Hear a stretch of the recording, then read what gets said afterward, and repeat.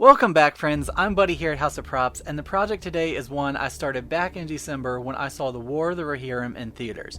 I'm talking about Helm Hammerhand's helmet.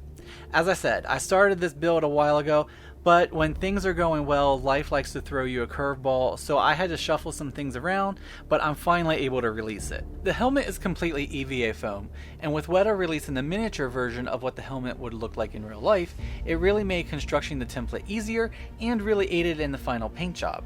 I was a little intimidated by the horns, but I managed to figure out an easy way to get the correct shape. I've posted a link to the template below in case you want to build along with me, so let's head to the shop and let's get started.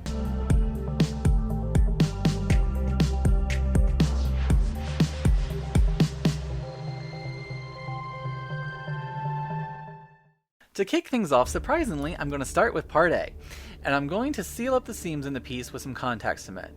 I apply a layer to each side and then use the heat gun to dry the glue a little. Not too much, just enough so the wet shine of the glue disappears. Then the seam can be pressed together, and I'm trying to make sure the surface is lined up so the seam is clean and flat on what will be the outer visible surface. Next, the seams can be closed on each part B, and then they can be attached to the sides of part A. Again, here I'm trying to make sure the outer surface is as clean as possible, and part A is designed to stretch as you attach part B. This will help create the helmet dome shape. Next is the neck guard on part C. This piece has a seam in it, but this doesn't get sealed onto itself, and I'll talk a little bit more about that later on, but right now, the rear edges of the piece can be beveled. The piece is centered on the back of part A and can be attached with the contact cement.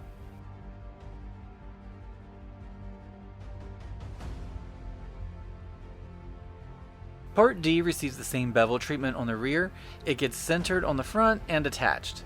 Stretch the pieces as you attach so the small half circles nest into their negative space on part C. So the piece should look like this once it's together, and the side vertical seams get attached as well. Now part E gets attached into the open seam on the neck guard. This piece is a little awkward because it's so tight, but this addition flares out the back like it should be, giving us that lifted neck guard. Next, I take the heat gun and warm up the nose guard, and then bend the foam to create a slight ridge. When bending heated foam like this, you always want to bend further than you think you would because it relaxes once you let go and you'll lose some of that curve. Part F gets glued down, and I'm taking my time to make sure the edges around the eye openings are aligned. That way I can avoid some cleanup later on and save a little bit of time. While I do that, I would really appreciate it if you would click the subscribe button if you haven't already. It's completely free to you and will help my channel grow. Plus, if you click the notification bell, you can customize your notifications so you never miss a project. Thank you. Part G is attached on top like so, not quite centered but a little lower, and the edge follows the same curve as part F. Part H, which will create some of the crest, needs some Dremel work to carve a horse head on the larger end. I'm using a smooth sandy tip on the Dremel and try to keep referencing the Weta images as I go. This piece is supposed to be 20mm thick, which can be difficult to find, so I glued two pieces of 10mm foam together. Once I get a shape carved I can live with, part H is centered on the helmet and glued down so that the nose of the horse is about 3.5 inches from the top of part F. The second piece of part H creates the top of the crest. It gets the horse's ears carved into one end, and the rest is carved to create a profile that has a slight curve and tapers to a rounded tail. This piece can be attached to the top of the first, part H. Part I consists of the pieces to create the horns. The pieces can be cut from 4mm foam, and the inside edges need to be beveled in order to let the pieces attach to each other more easily, giving room to create the curves.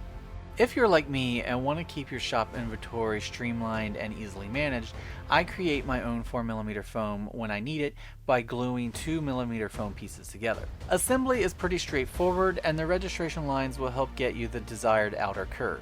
Once the larger curve pieces are attached to each other, the narrower pieces can be attached to the inside right here. But before we close up this long part of the horn, we switch to these smaller pieces and attach them like so, and once attached, I bend them so they are almost perpendicular like this. This unit then gets attached to the bottom of the first group right here. And after the second is attached to the other side, the center seam can be sealed up, and you want to make sure you start at the point and work your way down. It will just make closing easier so you don't have to fiddle with a tiny opening at the end. Then using the smoothing stone on the Dremel, I go ahead and round over all the seams and make sure everything is sufficiently attached so the seams won't pop open later on. These then get attached to the sides of the helmet, covering the seam between part C and D where the half circle is. Plus, the horns are slightly angled forward, so don't align with the seams. You want the seam to be off toward the back by about ½ an inch. Once in place, press the horn down firmly and make sure all the edges are attached to the helmet. Part J is beveled to match the profile in the template, and then attached around the base of the horn. Then part K aligns with the top center point of the horn attachment area and wraps up the dome to connect to the crest. Part L attaches like so at the bottom of the crest and continues down the center of part E. Okay, so this next piece uses 1/8 inch wide strips of 2mm foam. These pieces aren't in the template, but they are easy to be cut from foam excess you have lying around. These strips get glued around the face guard, crest, and helmet edges, and it's used to hide some seams, and on the crest it's used to divide the bottom piece into quadrants. Next, I'm going to add some curved 6mm foam pieces onto the neck guard. These pieces are part M, and when attached they should look like this. Now, I'm using this tip on my Dremel, and I sand the edges to just round them over slightly. I waited to do this when everything was attached like this because it's easier than having them flip around all over the place. And I use the same tip to do the same treatment to the smaller strips as well. Next, it's time to do all the intricate scoring designs on the helmet. I first draw them on with a ballpoint pen, and then use a soldering tip on my wood burner to score the designs. A wood burner works great for projects like this because you can get highly detailed designs fairly quickly. The fumes are toxic, so wear some PPE and work in well-ventilated spaces. Next up is part N. These pieces will create the small sunburst crest which sits on the forehead. The pieces stack onto each other, and then the piece is glued so the pointed end slots into the face guard. Now, it doesn't completely get attached, only the lower half. The rest is allowed to float off of the helmet so the sunburst stands up straight.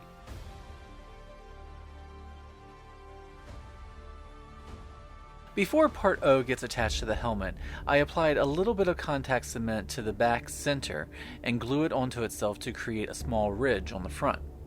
This is then attached onto the face guard, and the sides that look like they're very large eyebrows attached so they touch the 2mm foam strip. Then using the wood burner, I melt 6 divots onto each side like so.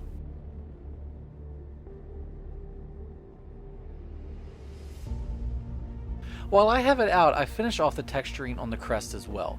You could have done this at the same time as the rest, but for some reason I put this off, and I don't remember why. Probably because I got distracted with another project since I work on multiple at a time. Next, I use this sanding ball attachment on my Dremel, and inside each panel on the crest I create a lot of little divots so these areas look like they have a hammered metal finish to them. To create the zigzag knot work on the front cheek guards, I'm using 2mm foam strips and applying them the same way as I did with the rest of the stripping. These can be a little awkward because of the tight curves, but inching along slowly worked perfectly.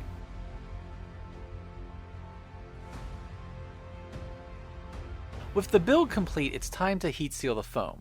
I'll show you on this scrap piece what heat sealing does. With the heat gun on low and slowly moving over the foam, it causes the foam to shrink slightly, which closes up the pores in the foam, making it better to seal and paint.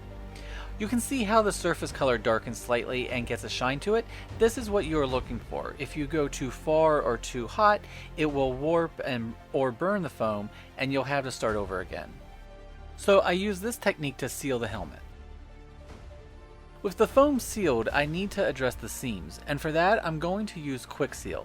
It's a caulk that will dry quickly and is flexible, and to apply it, I smear it on with a palette knife and then blend it out a little by dipping my finger in water and evening off the surface. And this process will be applied across the entire helmet where seams are visible. Now that the quick seal is dry, I can smooth it out a little more with some 220 grit sandpaper. This will help get rid of any unevenness, fingerprints, or high spots, but don't sand it too hard or it can rip up large chunks of the quick seal and leave you with an ugly surface. With it filled and sanded, the helmet is looking a little rough, but that's because of all the different foam colors and the visible caulk. So it's time to prime the helmet, and for that I'm using Plasti Dip. I will apply 3 thin, even layers to make sure I have complete even coverage, and I wait 30 minutes between each layer before applying the next. After the Plasti Dip has been left to cure overnight, it's time to paint. I'm going to begin by applying a base layer of some metallic gold enamel, but I'm not going to apply it evenly. I'm using a brush to pounce it on. This will start to give a texture like the miniature version of the helmet from Weta, and as you can see, I'm applying it kind of thick.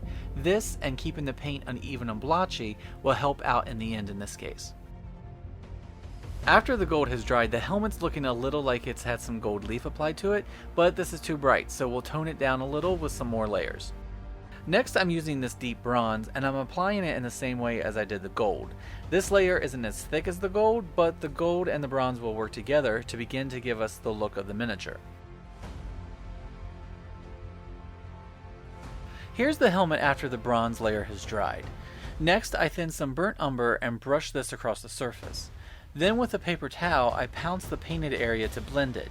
You can see how this step is toning down the metallic shine and making the helmet start to look like aged bronze.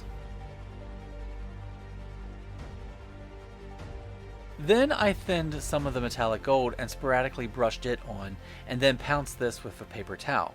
By working with thin layer and thin layer like this, it will create natural depth in the paint job, making it not look as flat, but more realistic. Next, I mixed some of the burnt umber with some black, thinned it, and paint this into the scored lines.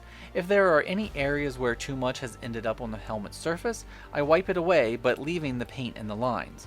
This will give the scoring more depth and visual impact. I also use the thin mixture in areas where there are multiple pieces of foam on top of each other, and blend out with the paper towel.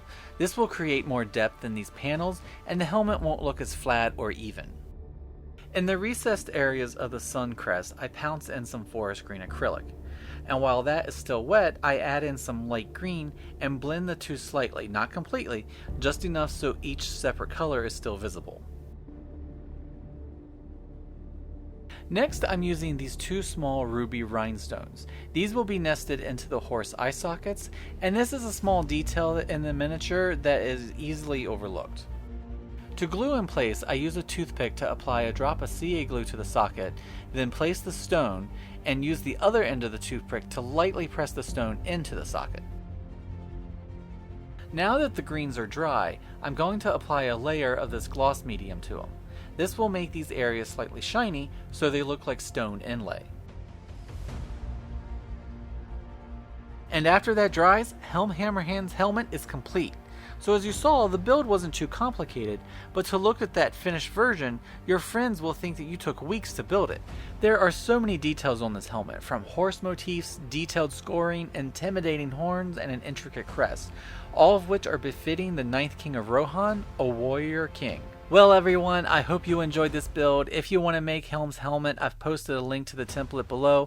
Again, I hope you enjoyed it. Please give this video a thumbs up, share it with all your friends and family, subscribe to this channel if you haven't, and I'll catch you on the next one. Have a great day.